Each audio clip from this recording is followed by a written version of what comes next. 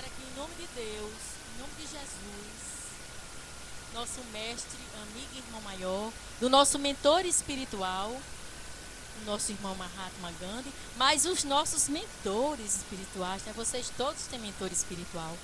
E nós nos reunimos para falar de Jesus, para falar em Jesus. Ou coisa boa é falar em Jesus. Ou coisa boa é poder falar dos ensinamentos maravilhosos, simples, que Jesus deixou para nós. Talvez difícil da gente seguir, mas são muito simples. E hoje o tema da nossa reunião, que é mediunidade,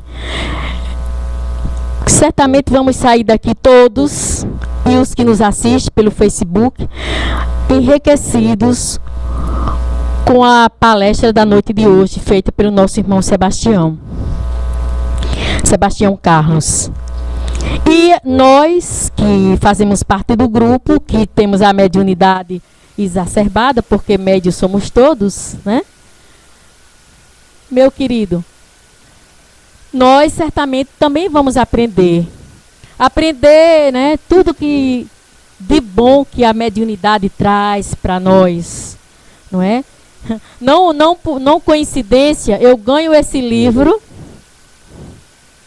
aqui, foi até um amigo nosso, muito amigo de seu Heleno, que me deu esse livro de presente. E aí, quando eu estou falando no livro, o Sebastião está com o mesmo livro na mão. Esse livro, inclusive, a espiritualidade já tinha, acho que no nosso Facebook já tinha dado como dica de leitura do final de semana. É importante, não só para quem é espírita, não só para quem acredita que é médium, porque médium somos todos, mas para que a gente entenda realmente a mediunidade, né? A gente entenda a seriedade da mediunidade, de exercer a faculdade mediúnica, não é? Que é muito sério, Às vezes nós, não procurando conhecimento, não é? A gente acha que mediunidade é uma coisa aí que todo mundo, não é assim. A mediunidade, para ser exercida, ela tem que ser exercida com responsabilidade. A mediunidade com responsabilidade. É por isso que nós, os espíritas, devemos muito a Deus e a Allan Kardec, que teve a coragem imensa, não é? De não só ter ouvido dizer. Ouviu dizer que ali tinha um fenômeno, que a mesa rodava, ou que botava lá o dedo no copo, que o copo ia lá e respondia aquelas perguntas, não é? Ele, com muita seriedade, como deve ser todos nós, os médios, principalmente nós que nos decidimos a trabalhar na mediunidade, eu acho que temos que agradecer a Deus por ele ter escolhido Allan Kardec. Imagine todos nós se não tivesse sido um homem como Allan Kardec, né? Pensou, refletiu, foi buscar o conhecimento, né? Imagina só. Com tudo isso, com todo esse tempo de doutrina dos espíritos, a gente ainda vê gente fazendo um monte de bobagem em nome da mediunidade, não é? E aí, quando a gente vê alguém dizer que é médium ou vai para o centro espírita, a gente já acha que é outra coisa e a gente começa a nivelar. E não é bem assim. A mediunidade realmente é algo que tem que ser exercido com responsabilidade. E mediunidade precisa ter conhecimento. A gente precisa buscar o conhecimento para poder exercer a mediunidade. Precisamos ter cuidado, isso eu estou dizendo para todos nós, para mim e para nós do grupo de oração Irmã Meimei, os médios. Nós precisamos ter cuidado.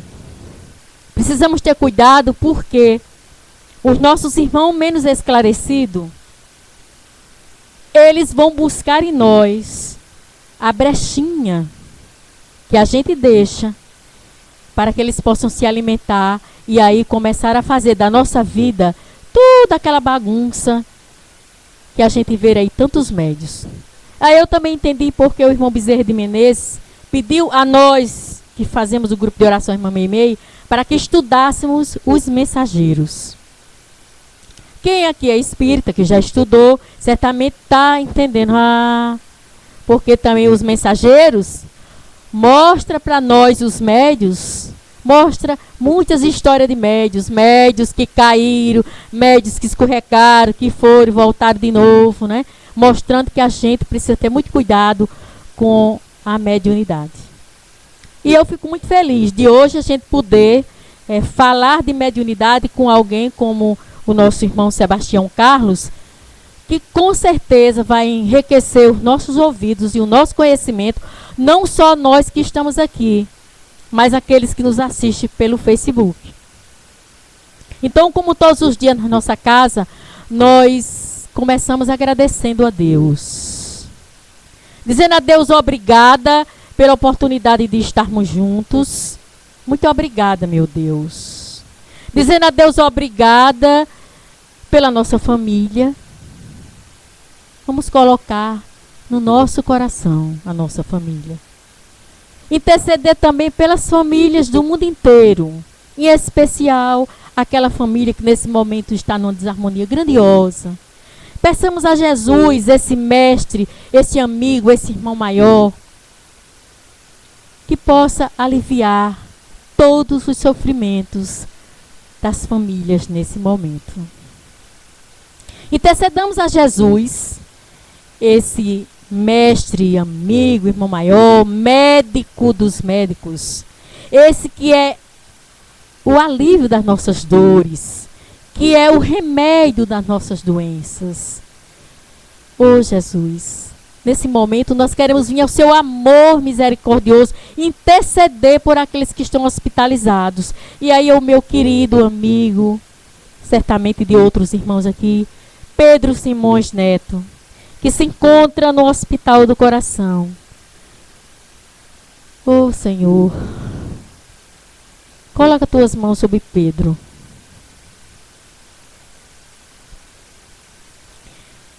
Não só por Pedro, mas por todos aqueles que se encontram no Hospital do Coração, no Valfredo Gugel, no Giseudo Trigueiro, no Anof Lopes, no Maria Alice Fernandes, no João Machado, na Casa de Saúde Natal, na Casa de Saúde Santa Maria, a nossa oração por eles. Intercedamos a Jesus pelas crianças que se encontram órfãs de pais vivos. Obviamente que também pelos pais que se encontram órfãos de filhos vivos. Pelas vovozinhas lá do lar da vovozinha. Intercedamos a Jesus com muito amor, gente. Nesse momento, tenho certeza que essa casa, a nossa casa, ela foi preparada amorosamente. Tenho certeza que a espiritualidade nesse quarteirão todo, eles estão tomando conta, tem luz demais para nós. A nossa oração pelos vovôs e vovós que habitam Leães. Pelos vovôs e vovós que habitam o Juvino Barreto. Pelos vovôs e vovós que habitam o lar do ancião evangélico. A nossa oração por eles. A nossa oração pelos nossos irmãos moradores de rua. Por aqueles que enveredaram nos vícios, no alcoolismo e nas outras drogas. Na certeza, meus amigos, que o amor de Jesus vai libertar essas pessoas. Vamos mandar assim com o coração bem cheio de amor. Quando alguém perguntou a Jesus se ele curava, foi que ele disse que se tu quiseres, tu podes e fazer muito mais. Quer dizer, quando nós acreditamos em Jesus, a gente pode fazer o que ele fez e até muito mais. É só ter fé raciocinada, obviamente. A nossa oração pelos espíritos dos suicidas. Estou falando isso porque na nossa cidade ultimamente tem sido. Então a nossa oração por eles. Obviamente que nós vamos também pedir a Jesus pelos nossos irmãos lá em Jerusalém. Por aqueles que estão lá no Oriente Médio sofrendo como eles estão. A nossa oração por eles.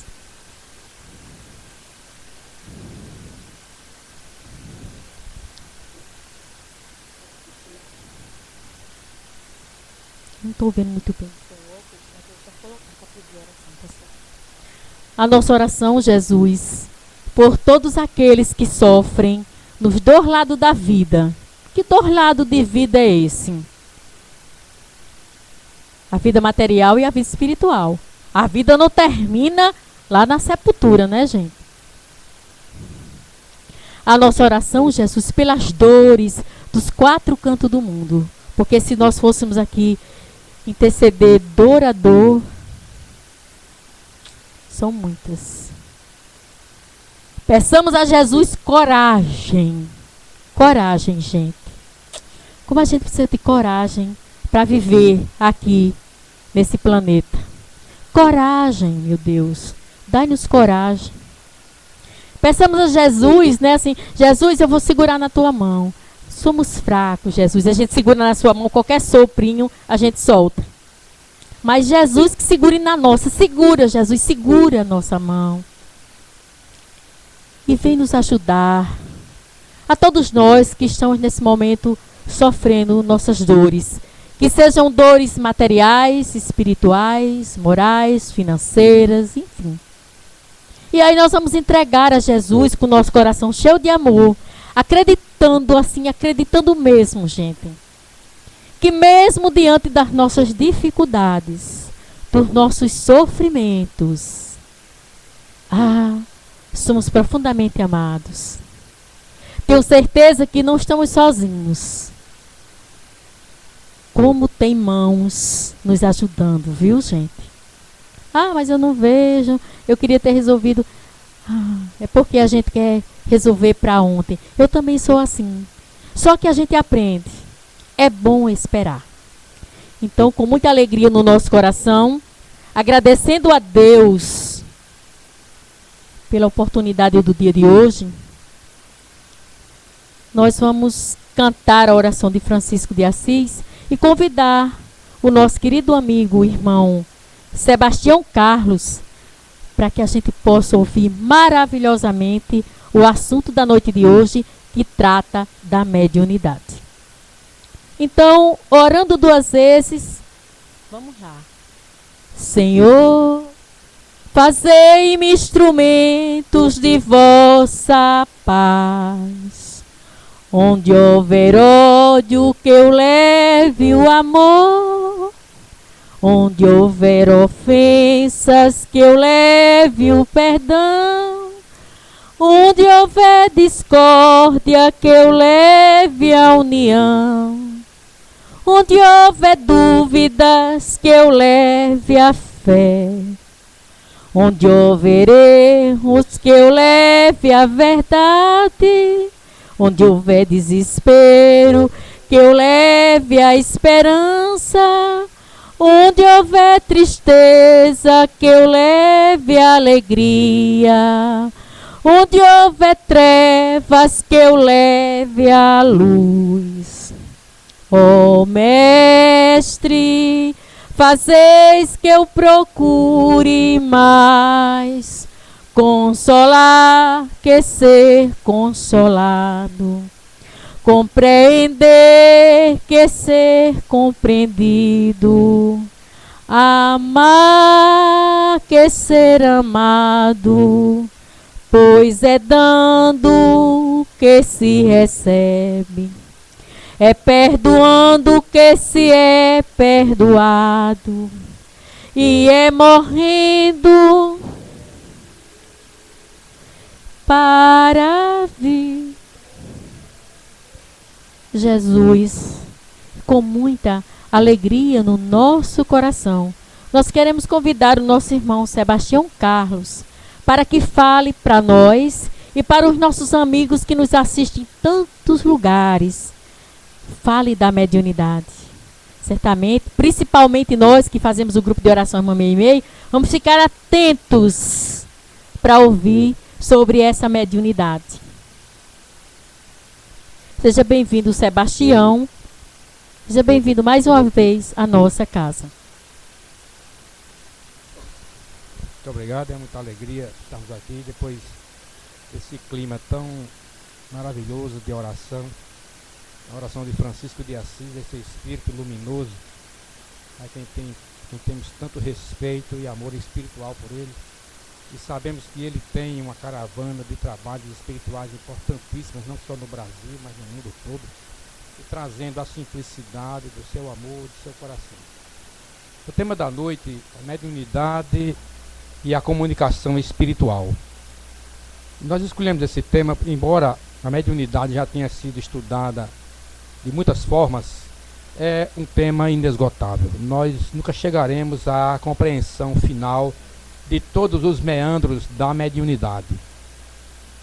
Allan Kardec tem um detalhe muito interessante em relação a esse aspecto, quando ele fala que a mediunidade é um termo genérico que abrange todos os tipos de intervenções espirituais dos espíritos sobre nós e categoriza como medianimidade as faculdades específicas, por exemplo, a medianimidade psicofônica, psicográfica e assim por diante.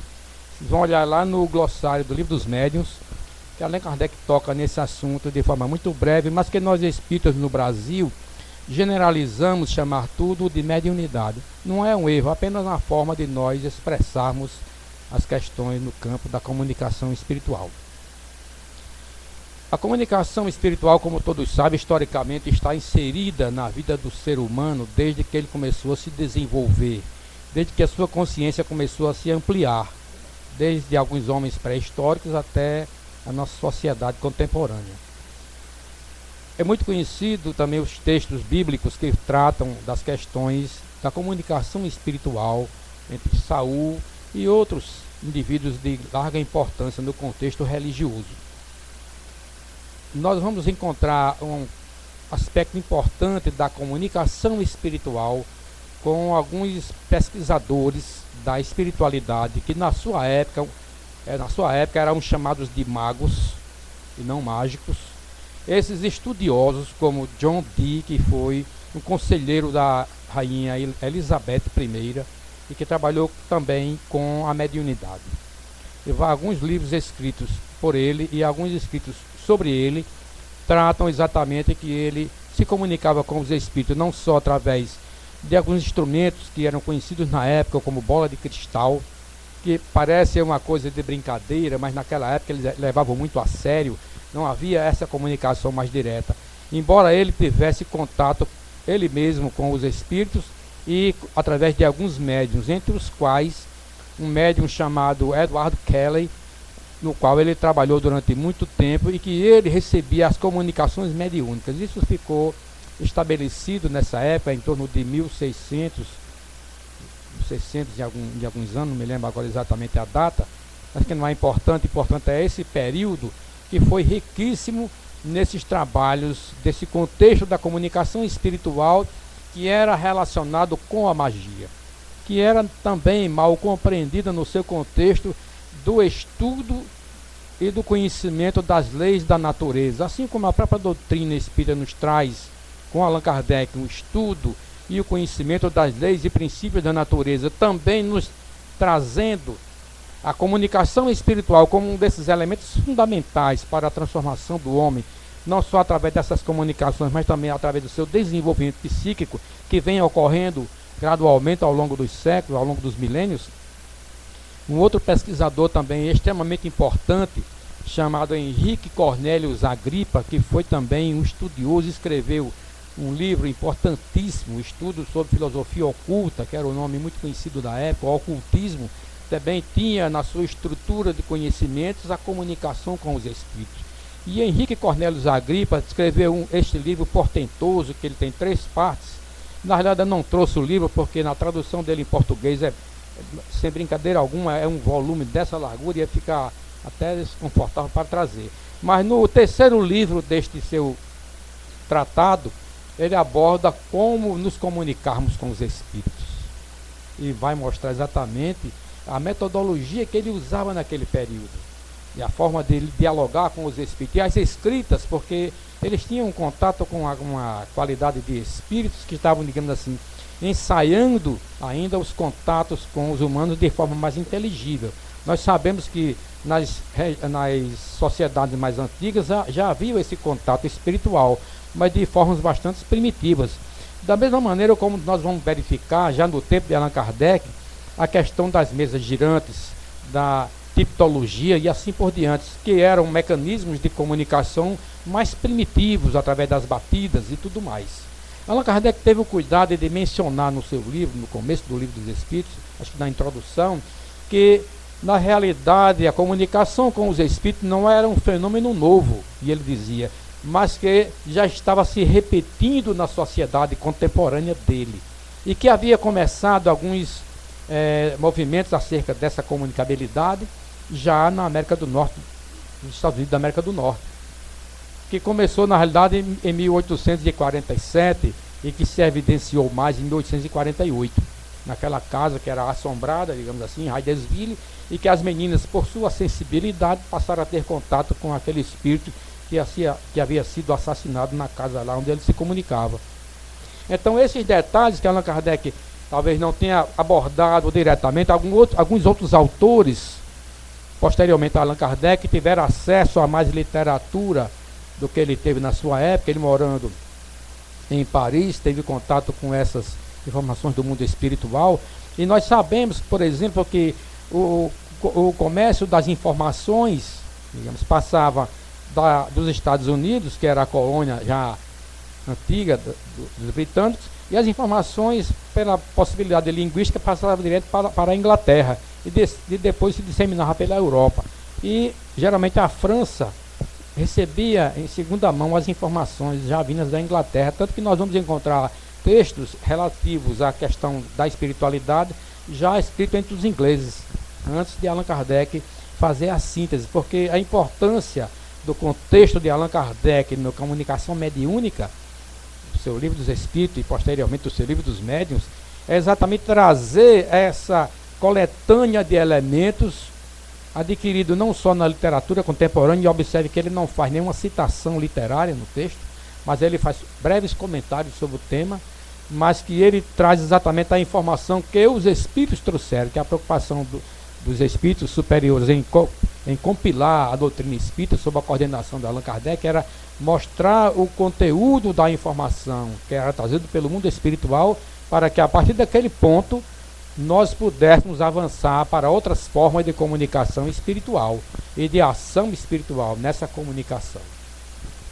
Então, Cornelius Agrippa nos traz esse conteúdo, e ao longo do tempo tudo isso vai se desenvolvendo até que nós chegamos no período pré-kardeciano, onde vários estudiosos, inclusive o Mesmer, que começa com o estudo do magnetismo animal e que posteriormente vai ser transformado no sonambulismo através de Barão de Pissegui, depois se transformar no hipnotismo, que vai ter suas variantes, não só na França, que desenvolveu várias escolas dentro do hipnotismo, do sonambulismo, mas também na própria Inglaterra, que desenvolveu sua própria escola, com James Braid, que desenvolveu uma escola muito conhecida de hipnotismo na Inglaterra, que passou também a usar o hipnotismo e também o magnetismo como elemento de terapêutica psíquica.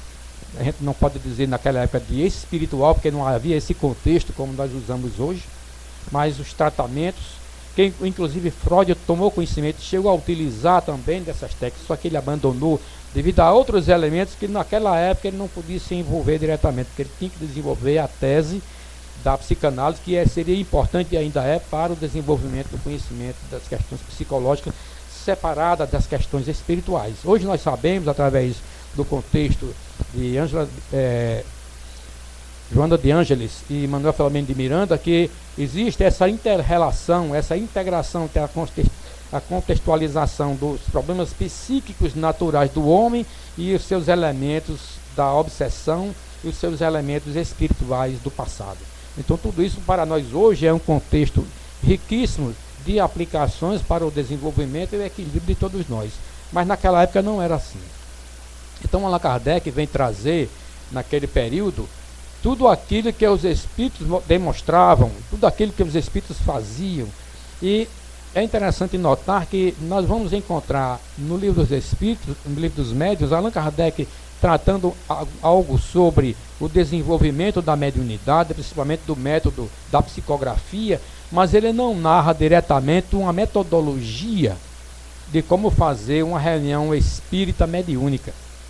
nós só vamos ter conhecimento desses esquemas de reuniões mediúnicas já com Chico Xavier. Quando ele começa a escrever seus tratados mediúnicos, que com André Luiz, então nós temos assim todo o detalhamento possível para a época de como fazer uma reunião mediúnica, como tratar da desobsessão. É tanto que na coletânea de Chico Xavier com André Luiz, ele tem um livro só sobre desobsessão, que é importantíssimo, que parece ser um livro bem simples e singelo, mas na realidade ele tem ali no seu conteúdo, e se nós aprofundarmos o seu estudo, vamos verificar que ele traz muita coisa relevante. Então, no contexto dessa questão da comunicabilidade com o mundo dos espíritos, nós temos ainda um outro lado a ser considerado, antes de nós avançarmos então somente na questão da mediunidade em si. É que pesquisadores depois, já no começo do século XX, começaram a utilizar-se das questões da mediunidade, ou da paranormalidade, como ela depois foi chamada por esses pesquisadores, para fins não altruístas, para fins bélicos, para fins armamentistas.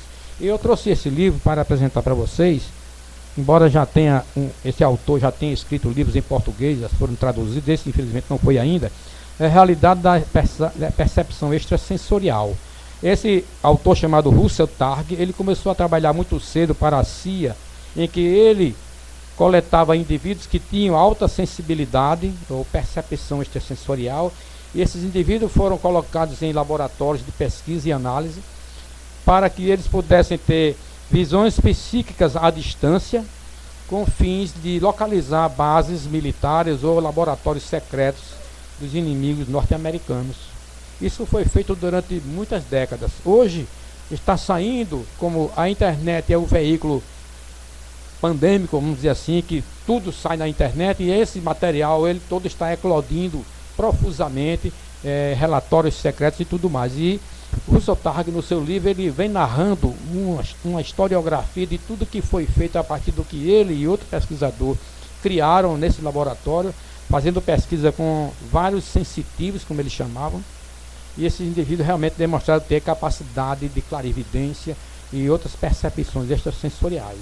É interessante notar um detalhe extremamente importante, é que embora eles estivessem lidando com aquilo que nós chamamos no contexto espírita de mediunidade, de clarividência, de clareaudiência, de psicometria e assim por diante, eles em nenhum momento desviam o foco das suas pesquisas e da sua ação para a comunicação com os espíritos. Estão somente ligados a esses interesses de ordem de espionagem e outros fins. Mas isso teve o seu pico de desenvolvimento e teve também a sua descensão. Hoje, na realidade, eles estão escrevendo esses contextos porque eles já estão se voltando exatamente para a comprovação da ação mental à distância, que é esse trabalho que é feito dentro da doutrina espírita de irradiação, que, aliás, a doutrina espírita faz muito bem e que outras escolas espiritualistas também o fazem. Não é privilégio só nosso. É privilégio daqueles, vamos dizer assim, entre aspas, esse privilégio, que conhece um pouco desse mecanismo da ação mental à distância, que os espíritos desencarnados já conhecem antes de nós, e que nós estamos aprendendo com os benfeitores espirituais como utilizarmos essa irradiação à distância para auxiliarmos as pessoas que estão relacionadas conosco ou não, dependendo do tipo de relação que desejamos ter sobre aquela pessoa. Então esses pesquisadores já estão se voltando para esse tipo de trabalho. Então existem muitos escritos de conteúdo científico laboratorial, existem outros trabalhos voltados agora para a comprovação, e aqui tem um capítulo nesse livro, o capítulo 8º, o capítulo 9º, o capítulo 8º é sobre esse trabalho de irradiação à distância, e o capítulo seguinte é uma pesquisa sobre a comprovação do que alguma coisa sobrevive após a morte. Então, de qualquer modo, pensaríamos, não, mas eles estão muito atrasados, isso a gente já sabe há muito tempo. O problema é que nós, espíritas, ou os espiritualistas de um modo geral, aceitamos, digamos, de forma crédula, não seria o termo adequado, mas de forma direta, sem a experimentação. Que, na realidade, Allan Kardec nos chama a atenção no Livro dos Médiuns para nós fazermos a experimentação espiritual.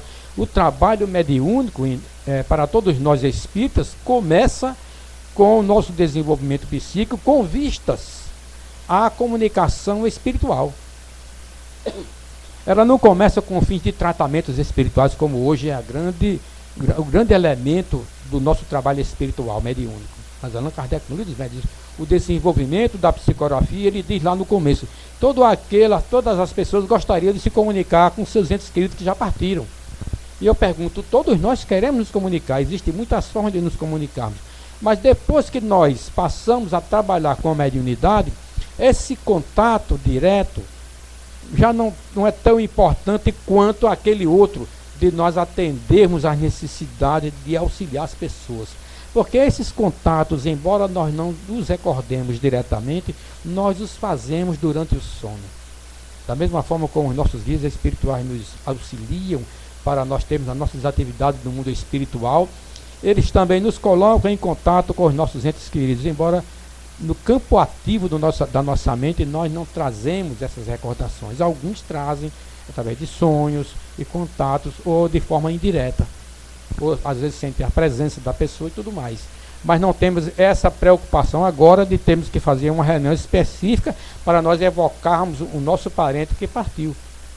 Porque sabemos, inclusive pela própria doutrina espírita, que eles podem estar comprometidos com outras atividades, que eles podem estar ainda sem condições psíquicas de se comunicarem conosco, e vários outros elementos que podem trazer o obstáculo. Por isso que às vezes os indivíduos vão fazer consultas a médiums, que dão consultas de comunicações espirituais, para se comunicar com fulano e ciclano, e muitas vezes não são bem sucedidos, e às vezes são ludibriados.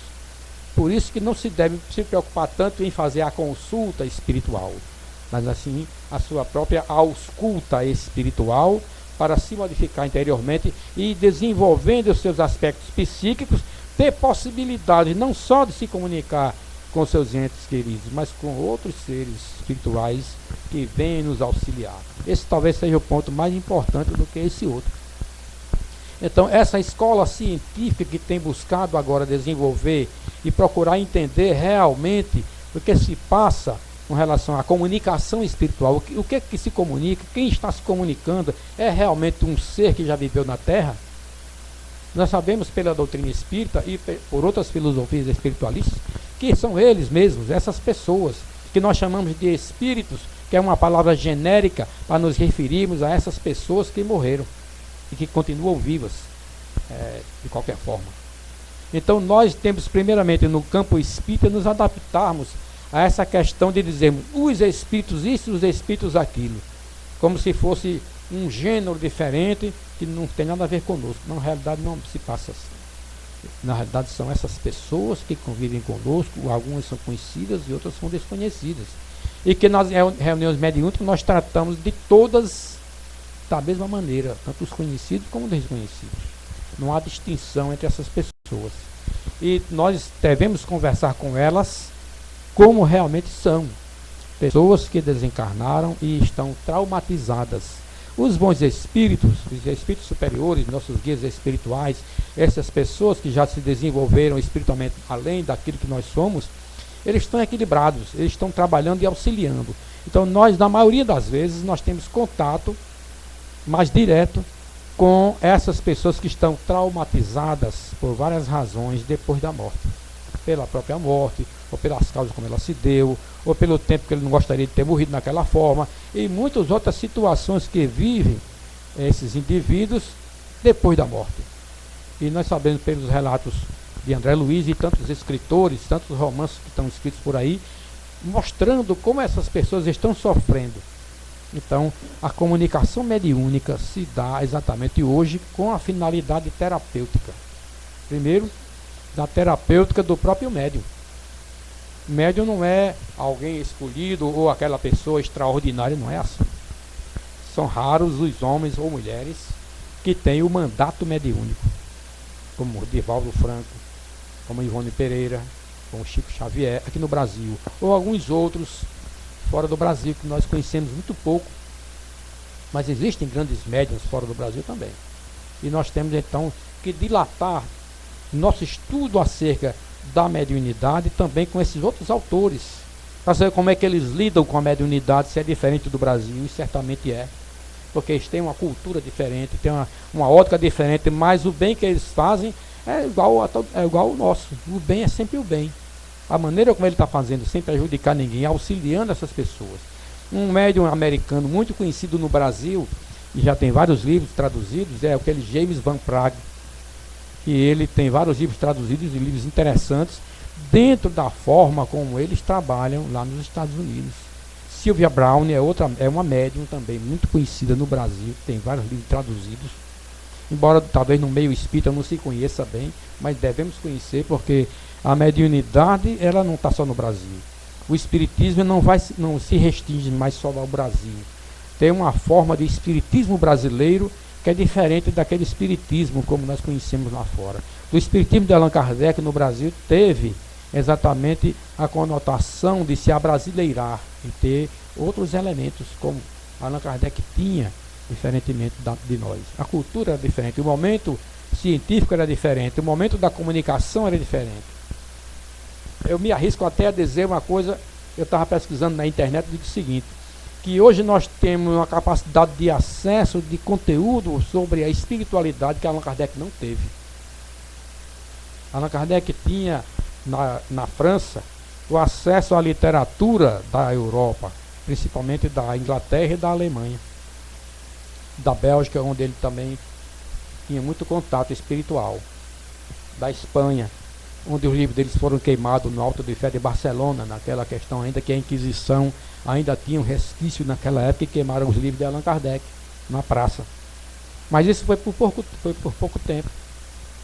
Então, ele tinha acesso a essa literatura, tinha uma formação cultural de larga envergadura na escola de Pestalozzi, nós sabemos disso.